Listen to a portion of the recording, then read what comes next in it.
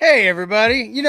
I think I said it in the chat earlier, but this may be, as I'm pointing over this, look, StreamYard added more chat to it. Anyway, the most busiest chat I think I've ever seen. It was just forever. I think it was Trucker Alley Cat UK that started this maybe yesterday. And from there, it's just been kind of ongoing as people farm the XP. I will say, guys, and I mean this from the bottom of my heart. There's a lot of talk about what the value of the XP thing is. Like, why would YouTube waste the time and the engineering to do it? And then, look at you guys. You're just eating it up. So, yeah. Trucker Alley Cat UK said my first comment was 22 hours before the stream. Only because I'm that prepared, as you would say. Anyway. My name is Rich Cecil. This is the Home Lab Hour. Two Guys Tech Home Lab Hour, that is. I am by myself this week, so if it sucks, it's my fault. Anyway, it's probably my fault anyway. But let's get the housekeeping out of the way like I always like to do before we start the show. This is a place to hang out and talk about home labs, talk about the stuff you're working on, the nerd stuff that we all love here in terms of self-hosting and home labbing and video stuff I did. I mean, I imagine the lion's share of this conversation today is going to be about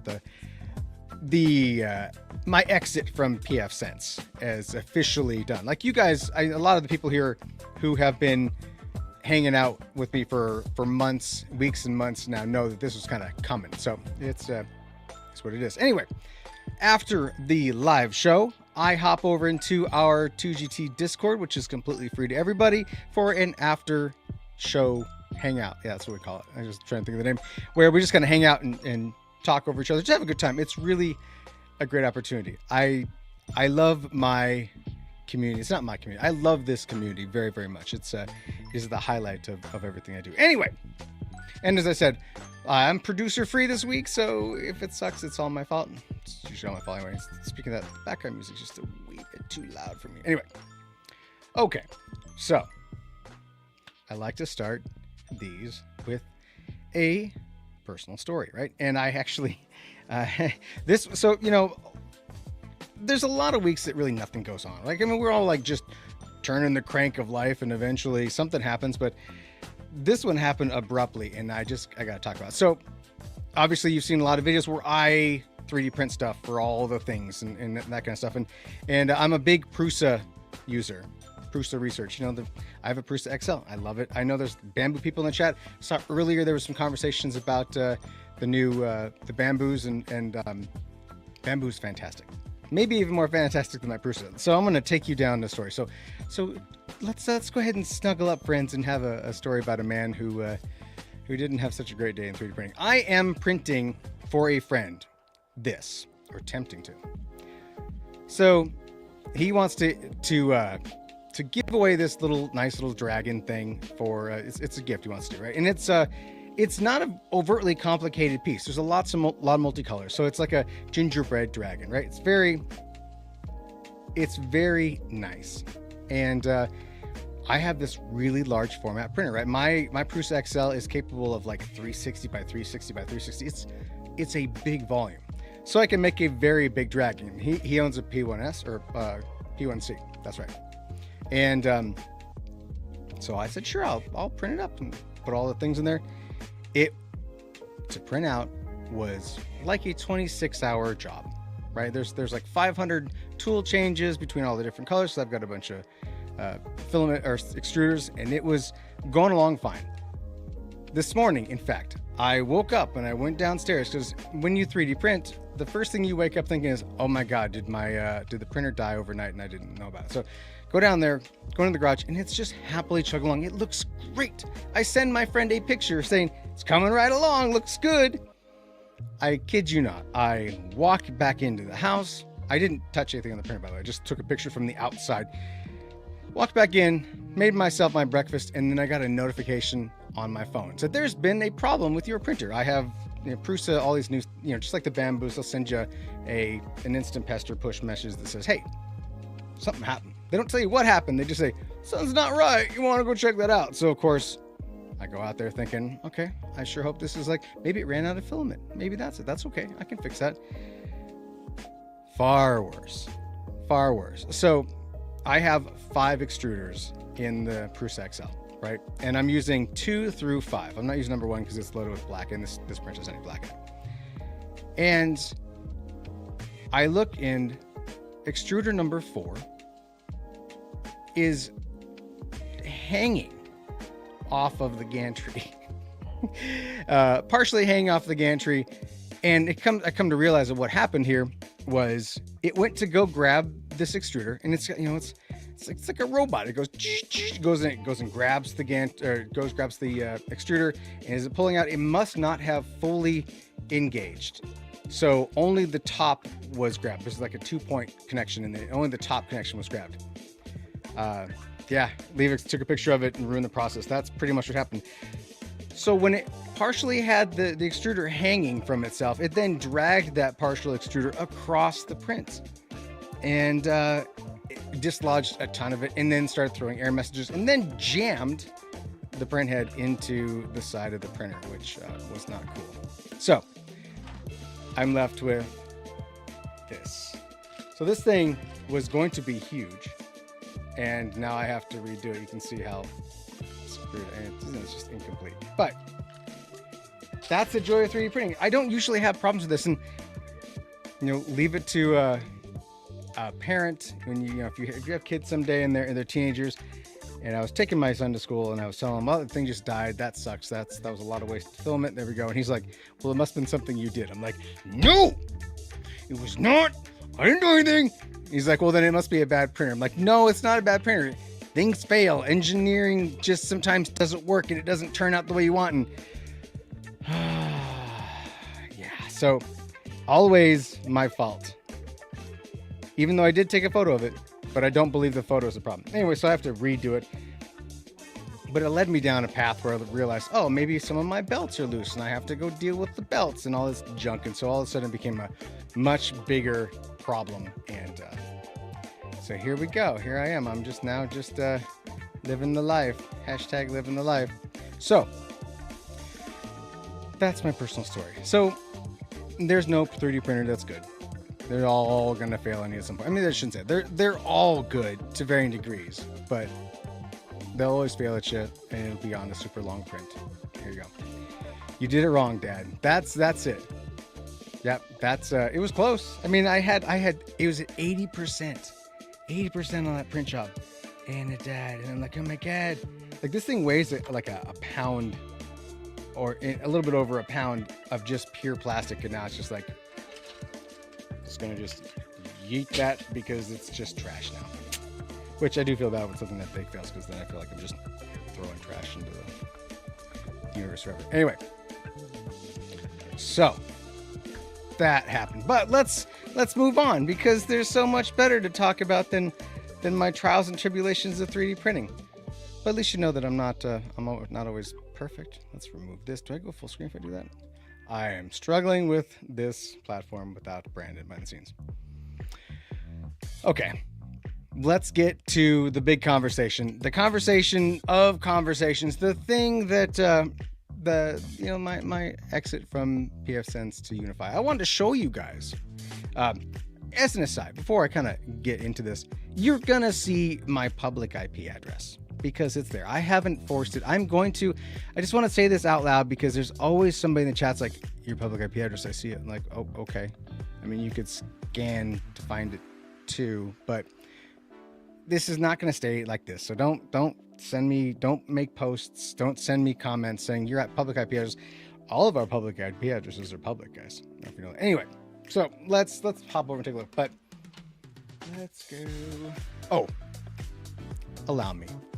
First things first, I want to know what all of you in the chat right now think of.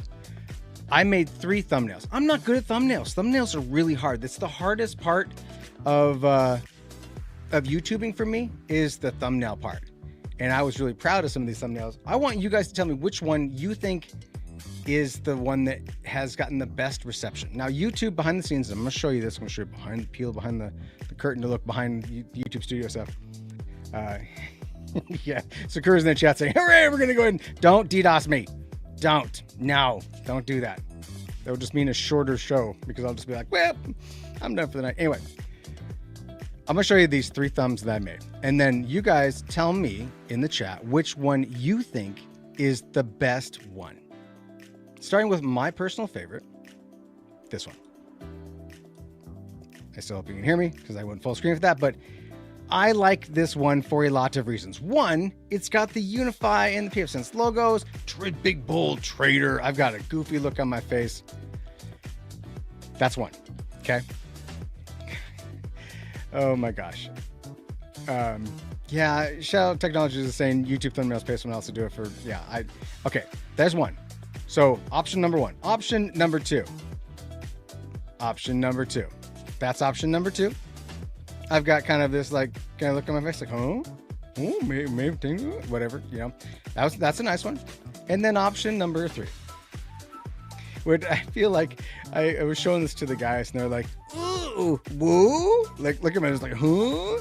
Anyway, so those are the 3. Oh my gosh. So, oh gosh. Okay. Smug face. Okay. Clearly, I don't know anything about thumbs. So Levick says number 1. Shadow Technology said number 3. All right. Aragorn gave me number 1. Okay. Get Linus to do your thumbnails. Guys, you think that's how this works? I'll just call Linus on the phone. Let me show you the stats and to see what the world, the community of people who've looked at it think. So this is add to stage. Ready? Okay. So if you chose number 2, you're the winner. Number 2 has the highest reception. And the way that this works, the way that this whole thing works is that it's when somebody clicked on the video based on seeing the thumbnail. And option number 2 is the most liked. Number 1 and number 2 are close, you know, within 5%, but that's not nothing, right? Clearly, option number 3, which I think is what Sakura said, was his favorite, was he was wrong. Just a short answer. So it's weird. And this just goes to show, friends, I don't know anything about making thumbnails, but that's neither here nor there. I really thought that the traitor one would just like pop off because, you know, the big, strong, bold statement. Oh, this guy, he was so pro pfSense and now he's UniFi. Also, just stunned by the amount of people who said, I am doing what you did, or I did, but you just did. And it was really nice to see all these people who were like, yeah, dude, that's the way to go. I mean, I did have an opportunity to talk with Tom, right? Like, that was one of the nice things is that, you know, when you have connections with people who are also doing this kind of stuff, it's nice to have a conversation. So my opportunity to chat with Tom and kind of, you know, see if I can make my head do that. Good enough. You know, to get his perspective on it was really nice. And I hope you guys actually enjoyed that, because that was kind of, you're right. Like Aragorn said, and that's nice, dude. I appreciate that. He says that's not accurate. I'm going to click on a rich video regardless of thumbnail. That means a lot. I appreciate that. So, I mean, that's good. But oh wait, Rich has technology connections. You guys. All right. So Antitech said 3, and Antitech was wrong as well. Okay. So anyway, it was really great to get Tom's perspective on it, and I mentioned it in the video, but I would love to know if you guys think this is something that should be made. Like, him and I had like a 45-minute conversation about this stuff, and I had to kind of titrate it, condense it down into just like some key components, because otherwise the video would have been an hour long, and ain't nobody got time for that. So the Mad Hatter said, I'm not using it because I like it. I'm using it because I haven't figured out how to migrate yet. Stuck on automating deployments of the OpenSense version. Okay, well, migrate from what to what would be the question, right? I should throw that on the screen. Comments are hard when you're doing it by yourself. So, yeah. So anyway, there's a full 45-minute conversation. Let me know. Yeah, I could release it as a podcast. That's true. That's another good idea. Sakura, thank you for that. All right, so let's get to it, because that's what we're here for. Let's take a look at.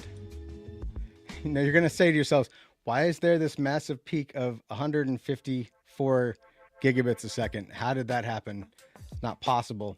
Yeah, so I did find some interesting things that you could make your UniFi equipment do, and one of those was if you decide to change your interfaces from, because I have two public. There's a 10 gig and the 2.5 gig that are by default WAN 1 and WAN 2, right? And so I moved things around, plugged it in, and it did this spike, which is a bummer because I really wanted to show you the actual data movement. So I was moving things around and that broke stuff. So yes, don't you guys push 154 gigabits through your UDMs? No? Sounds like a skill issue. Anyway, it's been a really nice experience as you know so far. In the video I went over like the transition component of it, which was a lot easier. Oh, I'm sorry. That's right. I'm sorry. Okay. There.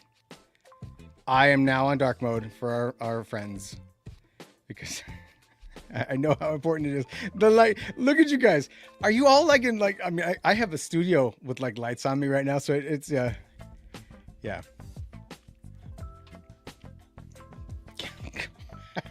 I'm sorry, guys. Yes, dark mode. We're back on dark mode. We're on dark mode now. I apologize for the burning of your retinas. I'm sorry. Anyway, so yeah. So other than this goofy spike, which was caused by me swapping interfaces around, which is fun to do. Yeah, that's true. Trucker Alley Cat's right. They're in the UK, so it's a little different. And it's 2 a.m. in the morning there. Anyway, so the migration process was, other than getting it up to date and realizing that I hadn't patched or upgraded the system to as current as my local controller, the migration process was pretty easy. And yes, the dark mode in UniFi is nice. I will agree. Topology wise, this is this is just my topology, but you know, device wise, everything came over after I shut off my local controller. That's the thing I was going to say. If you're running your local controller while you're doing this migration process to, you know, the built-in controller in a UDM like this, they will fight for ownership. And I find it weird, which tells me that it must be a outside-in process where I assume that the devices checked in with the controller, not the controller checking with the devices. But I'm pretty sure now after going through this process that that's not the case, because if that was the case, then the UDM would have contacted the devices and said, hey, yeah, or the devices would have contacted the UDM, excuse me. So the controllers clearly have a call into the devices. But you can see everything I've got here. It all moved over. The most important thing, honestly, that moved over really was this stuff here. So this is what I call my TOR, my top of rack switch. And I'm going to go to port manager here. Okay, that's nothing that's annoying. Is it always see this? I haven't updated. Yes, I know. But when you go here and you go down, it's like, oh, did you want to do this? No. So back to port manager. All of these interfaces are configured, right, for different things. And that would have been a real pain in the ass, a huge pain in the ass if I'd have had to set those up. In fact, if there was no way to migrate from on-premise to a controller and a device and move your stuff, I'd have probably stayed on pfSense just hands down because of the overhead. Yes, update my stuff. Look, Antitux just said update your stuff. See this switch here? The 2GT NW network TOR top of rack switch and 2GT NW core. Those switches I can't just update. If I update them, things will break, because especially this core switch. This core switch here is my 10 gig. It's USW Pro AG, so it's all 10 gigs except for the 25s. There is traffic moving between those all hours of the day. All the servers interface and connect with that. If I do that, if I just update it and it goes down, I will break my connections between my systems, my iSCSI and my NSF, and those things will break. And I have to do it very strategically. Plus, if I do it during the day, it's going to break stuff. So yes, I'm sorry. It is behind. I know that. If I was to press any of these updates right now, we would all go away. I would go away. I'd come back eventually. But I have not updated these. And that's why. All the other things that hang off here, like the wireless access points or the other switches that are just hanging off everywhere, I don't care. Update those. I don't care. They're not going to break anything. They're just going to piss off the wife and kids because all of a sudden things go offline. That's all. At any rate, all of this stuff moved over. Chef's kiss, right? Chef's kiss. And including all of the effort, like all of these, like I did these pictures. You can't see it probably because of the size of this, but I'll make myself smaller here. Smaller.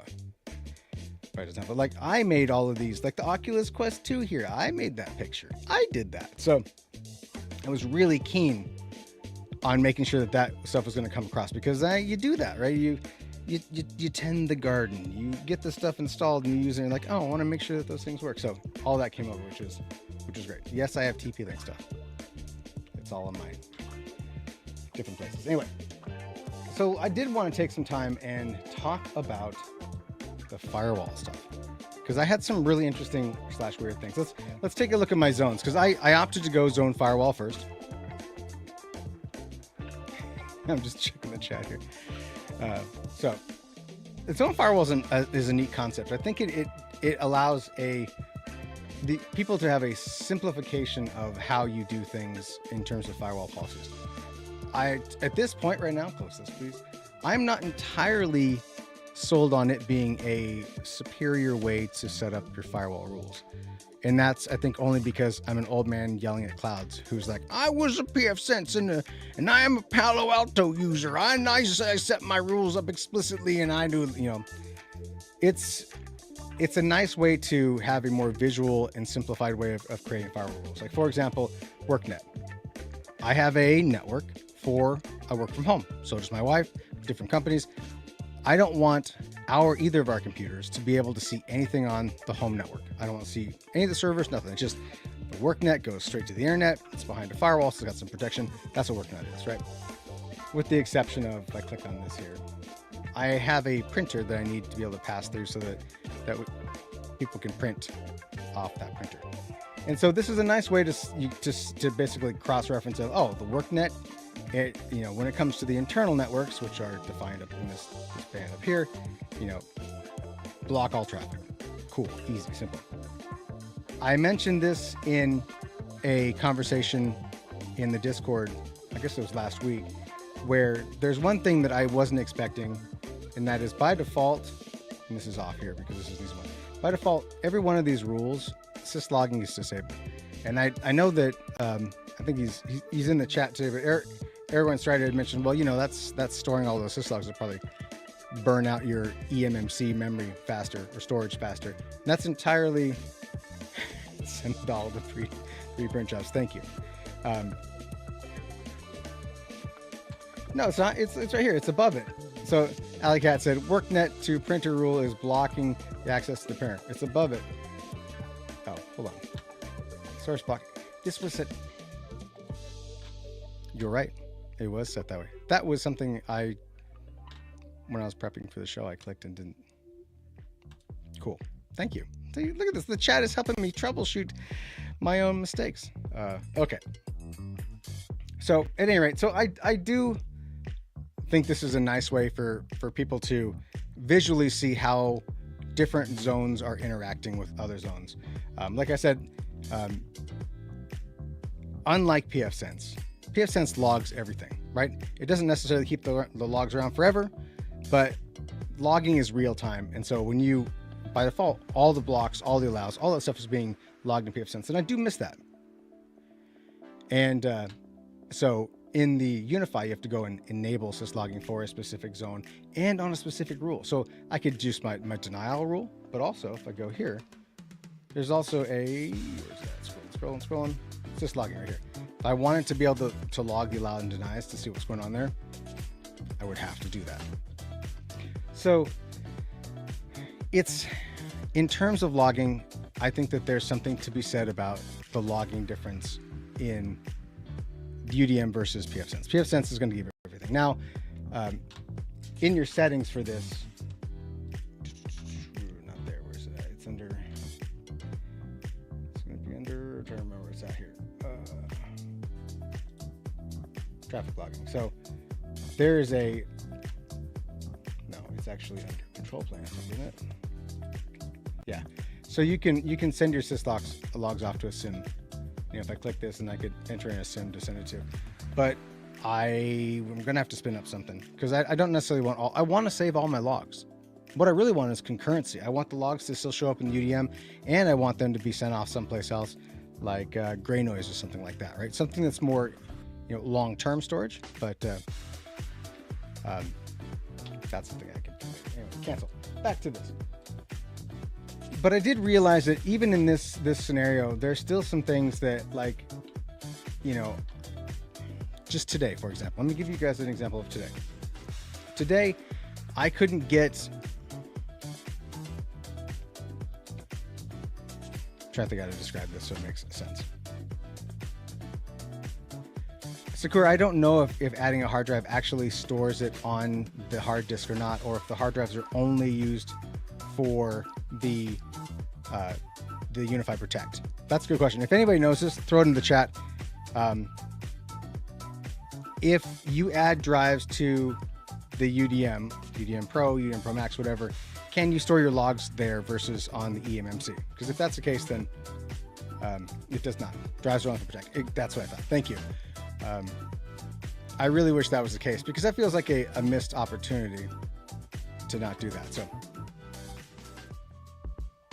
I do have spare drives. I do. Although a lot of my drives are SAS, which is not going to, that thing does not support SAS. Anyway, back to this. So before I go back and show you this, let's just go back to this. So today I was trying to figure something out. I was losing local name resolution for DNS, right? The home domain for all my stuff that was set up properly was not working, and everything was set properly to do so. In fact, I would do an NS. Here's the thing that blew my mind. I would do an NS lookup call to my DNS server, which is a Windows server, Active Directory Services DNS. Pour one out for me. But I use it. I have an ADS domain at home. Fine. Anyway, so I was getting no resolution for the local DNS stuff. And when I would go and pull up NS lookup and do a, make sure I had server and then make sure I'm on the right server, put in my host name, it would fail. It would just say server not found. If I type in Google or type in something else, it was fine. But it was using my server, my actual IP address of my Windows server. In fact, I could even tell because I rebooted the server and I was unable to do any sort of queries during that time, which is what I would expect. So something was just not working right. And in the end, after just going back and forth forever, ultimately, I found that I didn't have this in there. I had to create an explicit DNS record that said, this is my home internal domain. It's a .home, right? And send, if you hit any of those, you go straight to that same server. It's the same server that I'm already handing out over DHCP. But until I did this, it would not resolve those local names. So something about either the cybersecure and how it is doing content filtering, which I do have ad blocking set up here, is interceding, superseding, getting in between, man in the middling the DNS in a way. And it was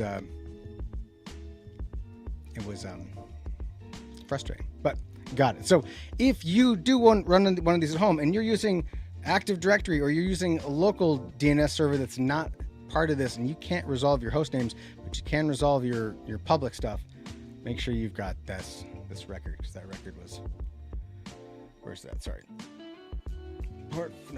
Right here. You need that record. So that was a learning experience. So Anituck said, that's why I shipped mine to PLG. I'm not sure what PLG is. What is that acronym for? You said it right below. Prometheus, Low-Key, Grafana. Yeah. But then you have to set that up too. So Terry Johnson said he's had that DNS issue as well at work. Oh, that's good. I'm glad to hear that because I was going insane trying to find it. Insane trying to find what that was. That was just... I'm just looking back at the chat because I was just describing that. Just Sakura is over here trying to re-engineer the UniFi stuff to make sure so I can dump those logs onto the hard drive. I mean, it is running Linux, but I don't know if I want to damage my brand new thing by going in there and screwing things up. Yeah, I'll take it, Antux. If you want to share your Docker Compose file for it, I'd love to. It's been a while since I spun up the whole stack. So let's do it again. So what else? At any rate, the other thing that I would say is, as a complaint, and even Tom had mentioned this to me too, your flows are delayed. What you see here is not real time, and that's frustrating. So if I just go to blocks here, hopefully I don't see anything bad. But like all of these blocks that come through, I want to scroll. Can I scroll here so you can see them? Yeah, like the last block that it's showing here was roughly 15 minutes ago. So it's always like 15 minutes behind. And Terry Johnson, nice to hear that you're using Windows though. Broaden your horizons and try Hyper-V. Thanks, Terry. I'd rather die 1,000 deaths, but I do still have Windows. I love me some old school Windows. I'm running a server 2019 that I have a legal license for. It's straight up legit. I'm gonna ride that thing till the wheels fall off, and then I'll have to figure something else. But anyway, so as you can see, these are always behind. They're delayed, and I don't like the delay. I want this to be real time. It's really a big pain in the ass when you're trying to troubleshoot something that's not working in your firewall rules or otherwise, and have them be. See, now it's updated. Look at this.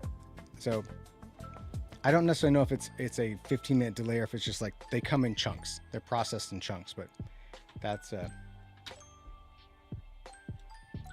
yeah, those are public outside ones. Okay, so I did also set up, and I'm kind of bouncing around, I apologize, but I did also set up in here the good old-fashioned geo blocking. I first started with trying to block everything and then just leave the stuff I didn't want to, but in the end, the only way to do it, you can only have 154 maximum geo IP blocks in the list. Ask me how I know. So the whitelisting is the way to do it. So that's what I'm doing. I'm whitelisting these. So if you're in one of these, you can try to hit my stuff. If not, then whatever.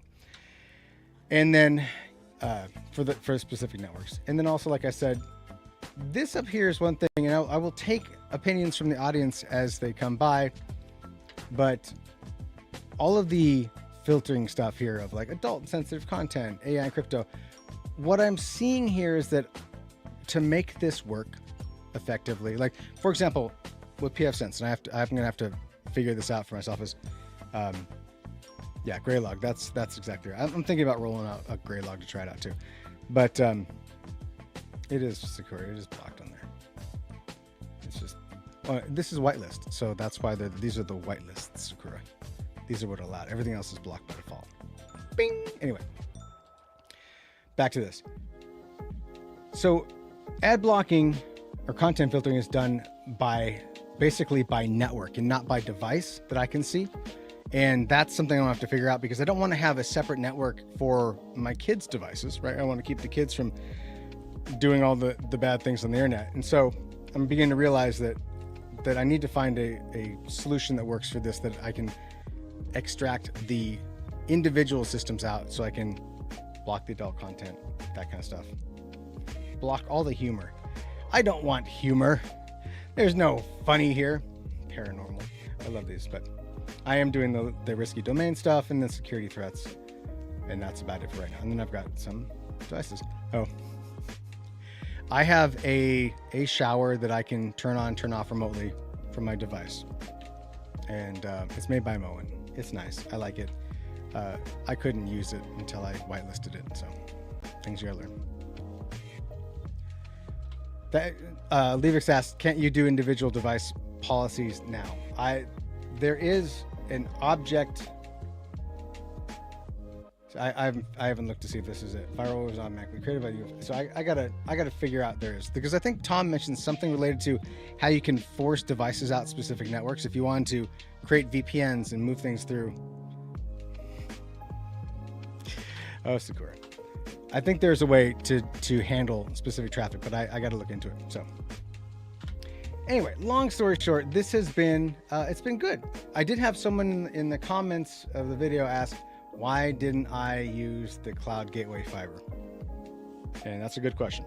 I did look at the cloud gateway fiber as part of the decision making, because I mean that's a great price. I mean, comparatively, you know, UDM Pro Max was $600. This was basically $280, right? And it's pretty close to being the same thing. Pretty close, except it's not exactly. It is less ports, but I don't really care about the ports. The ports don't really have that, because I'm not using the 8 ports that are in there, but specifically, there was something, oh, yeah. Other than the fact I wanted rack mounted, because, you know, rack mounting is important. It's like my thing to have it in a rack downstairs. So that was kind of the big part of it. Otherwise, it's kind of a compelling offer. I did notice that it's technically faster. It's got less RAM in it too. Obviously, there's no hard drive space for Protect, but I'm not planning to use Protect. But otherwise, it does meet all the other requirements except for rack mounting, and it's cheaper. So that was a good point. But nonetheless, so I'm still kind of digging through and learning all there is to know about UniFi, and I am all about having you guys give me suggestions and your thoughts on it. So if there's something I'm missing, something you think I should have or know, get in our Discord. There, I said it, get in the Discord. Oh, so a few other things. We are in now the month of November. Yeah, I don't know, Levix. I don't know if I'm going to want to buy another unit just to say that I can fail over. But yeah, and exactly what Trucker Alley Cat UK just said. The higher end features are missing on everything that isn't the UDM. That's true. But we are in November. Next live show we're going to do. I want to do a Home Labbers gift giving thing where we just come up with ideas for the holiday season. And I want to know what you guys think would be good. So we'll throw up a channel in Discord for suggestions. No suggestions off limit, as long as they're not going to get me banned off of YouTube for showing them. But they need to have a Home Lab tinge. They have to have a Home Lab. There's got to be something. It's got to be Home Lab self-hosting S. It can't be like, oh look, this is something inappropriate. But if it's Home Lab related, they might make it on the show. Yes. Hashtag fault tolerant. Yeah, I'm not gonna another $700. It'd still be below the. No, I'd be about the same price as that 8200. So, all set. But so yeah, next video, next live show, I want to make sure that we get some things. I'll remind you guys too as well. Where's my mouse cursor here? Oh, let's talk about this because I think this is cool. I am hoping very, very, very soon to get a copy of VergeOS 26. There are things about this new version of VergeOS that I'm excited about. Specifically excited about the fact that it's got a new GUI, which I've seen kind of some glimpses of, and it's really impressive. I'm excited about this kind of like basic AI stuff that they built into it as a platform. So that's not their main selling point. I've gotten the distinct impression that they don't want that to be like the thing that is the leading thing to say. But shiny new GUI, and if I put a GPU in the box, then I can have an LLM that I can host out that's just part of the infrastructure, and I can feed it data. It's got RAG functionality built into it, so I can throw my personal information into it, query it, and it'll know it. I'm excited. So, and I promise that I will be all over them to make sure we get this Home Lab version of this out, because when I spoke to Jason, he was making lots of promises. He said not right now, but soon.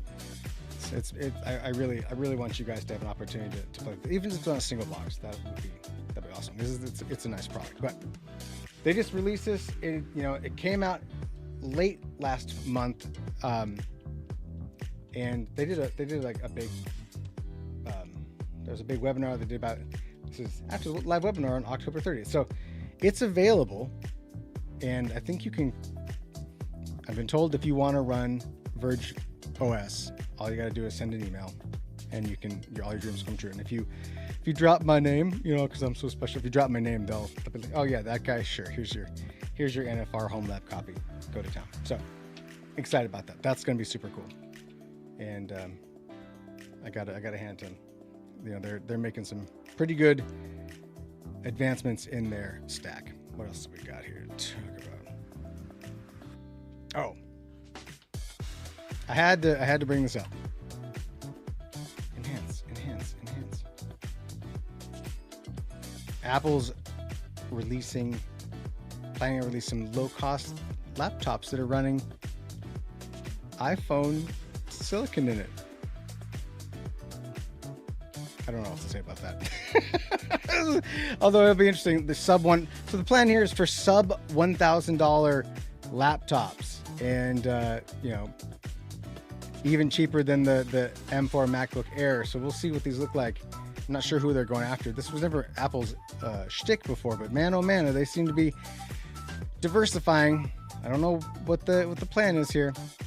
As you can see, my UniFi stuff is mostly blocking ads. I've had kind of a touch and go with the ads so far. I'm still not entirely certain or sold on UniFi's ad blocking as a whole. I really don't like that I can't add lists. I want to add lists to my content filtering. And I don't just mean like choosing these macro categories. Like I want to add some of the open source lists of people, because that's what I did in PF Blocker Entry. I really miss ad blocking. Yeah. Okay. Back to the Apple stuff. So what Jason Budney said, they've been saying that forever with Apple going after Chromebooks. Yeah, I mean, this could be it. This could be the Chromebook killer that I think, you know, I remember. I'm gonna put a member berries on, so Leavix will throw that in the chat. Member berries, but like I remember when I was a kid going to school, like starting in like elementary school all the way through high school, the computers that we had were Apples. Like start with Apple IIe all the way up to Macs. Like, and by the time I graduated high school, Macs were. You need those ads to pay for my ads. No, thank you. Apple was the thing that was in schools, and you know, then that got replaced, usurped, whatever. Member berries. There it is. I'll put that on the screen. So this could potentially be an opportunity for Apple to insert themselves back into that educational space that they used to really hold as like this high esteem of theirs. But and you know, these days, everywhere that I know in schools, like the schools that my kids go to, they're running Chromebooks. That's what they run. Everything's a Chromebook, and they're like the $200 Dell Chromebooks that you can like break in half and throw away, and then, you know, they're meant to be beat up by kids. So it'll be interesting to see if these Apple low-cost things actually go after the Chromebook market. So that's a great point, Jason. So, and last thing I want to talk about before we call it a night. This just made me laugh so hard. No, thank you, Guardian. Another big ad there. At least with, yeah, there it goes. Google is planning to put AI data centers in space. What point do we jump the shark in AI where we're just like, where else can we put AI? Where else can we put AI? So this company is working on putting AI data centers into space. They are planning on the first trial to be sent up into orbit in 2027. Geez, hope those fall down. By the way, can we just take a minute? Can we just take a minute here? I'm going to zoom in. This is going to be silly, but you see this photo, right? And I'm sure this could be a real photo. These look like those open shell. Like this could actually be a real Google data center, because you can tell that this kind of looks like it would be a legitimate. Is it OC? Is it OCP? I can't remember. There's a standard that these big hyperscalers kind of agree to come up with, where they basically create these rack systems that don't actually, you don't have a chassis, right? You're not buying a Supermicro and sliding it in like you would into a 42U rack. They have these, essentially, you can see how this person's pulled this out, and there's like no lid. They're just like these open frames. There's someone in the chat will tell me what they are. Anyway, just want to take a moment. You can imagine that in this space, if you've ever been in a real actual giant data center like this one, right? How loud it is. It's incredibly loud. OCP. Thank you. Matt Blabber said that's, yeah, there's I don't know if this is actually a real photo or not. One, those look like she's just got a bag of wet wipes, which I'm not sure why she'd have like a little thing of wet wipes there, but Like being in a real data center at the tail end of those servers, that's probably the hot aisle, right? So it's just blowing a ton of hot air in there. It is loud, it's uncomfortable, it's not enjoyable, and it just feels like this is fake. Yeah, thank you, shout out technologists. I'm sorry, I can't hear you standing next to Netflix servers working on them. Yeah, it's got to be incredibly loud. I'm assuming this is a hot aisle, right? So hot, cold, where you've got an aisle where there's cold air coming in, pulls through, blows out the backside of the hot aisle where it's pulled back in, and this could be, I'm not sure how their rows are separated, but clearly these are the back ends of the servers, the back sides of the servers. Usually it's front to back cooling. This is mostly, I think, just for looks. I just something feels wrong about this. It's like those pictures of like the stock photos where there's like somebody working on a motherboard and they're holding a soldering iron by the hot part of the soldering iron. That's what I feel like when I see this. Am I the only one? Am I going crazy here? I'm probably going crazy here. There you go. So, sure, but there's still air. It's still gotta be loud. There's still fans. I'm just saying. Anyway, I saw this. I'm just like, oh, I think this is fake. Anyway, back to this. Google's planning 2027 to send AI servers into orbit. Why? It's not because of cooling. It's because apparently they can get a lot better power from solar power if there's no atmosphere in between it. So they're planning on sending up servers into space for AI and using essentially point-to-point lasers to send the information back and forth so that it's as fast as, the latency, the speed of light. How do you really, so this is the nerd part of me again. I'm sorry to be so nerdy, but like space is cold. We know that space is very cold. We all know that space is cold. We've all seen the movies where the astronaut gets blown out the airlock and freezes, right? We've all seen that. But space is a vacuum. So in terms of like conducting heat, space is a really poor conductor of heat, right? So the reason why we have radiators is the reason why we have fins on things is because you blow air through, and air is a fluid and it consumes that heat and it blows out. Exactly, Leavix. But it's cold, but it has no air. So it's hard to transfer. So I would love to really see how they're going to keep these cool. There's got to be a way you're going to keep these cool, right? Whether you are moving fluid through pipes, but I mean, space is real cold. So I'm not sure what sort of fluid you'd be moving through there, but this just feels like we've entered peak AI where, we need to find a way to put more data centers in the world. So we're gonna once we've covered the entire planet in data centers, I believe that was, who was that? Was that Sam Altman that said, oh yeah, I believe that a lot of the surface will be covered in data centers. Now we're just gonna shove them into space too. This feels so wacky. I feel like we've lost our collective minds, people. Anyway, it is called Project Suncatcher because it's going to catch the sun. Yeah, can't wait for that. So that's 400 miles above the Earth. That's where they're going to put these. Yeah, well, sure. Like Leavix said, I think that underwater makes more sense. In terms of cooling, sure. Do we want to heat the oceans up any more than we have? Yeah, Jason, that's a great one. An asteroid destroyed a neighborhood. Oh no, wait, it was a data center. But that might be the thing for the ages. Anyway, friends, let's bring this guy to a close. Let me put me full screen here.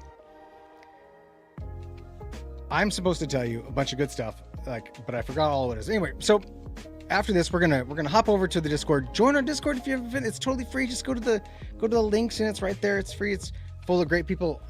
Basically, this whole chat. Oh wait, we just got a question. I don't want to. Let's get it on here. Up here. Does OpenVPN work the same in UniFi as it does in pfSense? Is there anything I would need to do different? As so far, full disclosure, I haven't set OpenVPN up yet for it, but by the things I've seen, it is the same. Fundamentally, you pull in your, so hold on, to be clear first, are you talking about client, like as in like you want to connect to a VPN service on the cloud, like, NordVPN or something like that? Or are you talking about like site to site or client to site? It depends, but functionally speaking, from a client side of things, it works essentially the same. Once you have your configuration set up, they can connect up and away you go. Yeah. Although I might recommend, William, look at Tailscale. That's the way to do it. Look at Tailscale. I rolled for myself on this. I rolled a VM out, installed Tailscale agent on it, set up as an exit node, and it's been great. Tailscale is the way. Or TwinGate or somebody like that. I don't want to like say that Tailscale is the end all be all. Or you can do it yourself with OpenVPN, right? Or not, excuse me, OpenVPN, but WireGuard, right? Because Tailscale is basically WireGuard with the management on top of it. I think that the nice part of Tailscale is that it's incredibly turnkey. It's simple. The agents on clients, everything are really good. So there's some love for WireGuard in the chat. What can I say? Anyway, friends. And William, we have people in our Discord who can also help with that question too. So like, you saw Aragorn talking to you. So anyway, friends, we're going to call it for this week's Home Lab Hour. Thank you so much for hanging out with me. We're going to hop into the Discord and hang out and talk over each other for a good 45 minutes, an hour like we normally do. Don't forget to come up with ideas for the next Home Lab Hour where we're going to like show off some home lab gifts because it's the holidays. Holidays are upon us. Anyway, friends, it's good hanging out with you. I'm going to hit the end stream button here and see what happens. Thanks for watching. I'm Rich Tessel. Talk to you soon.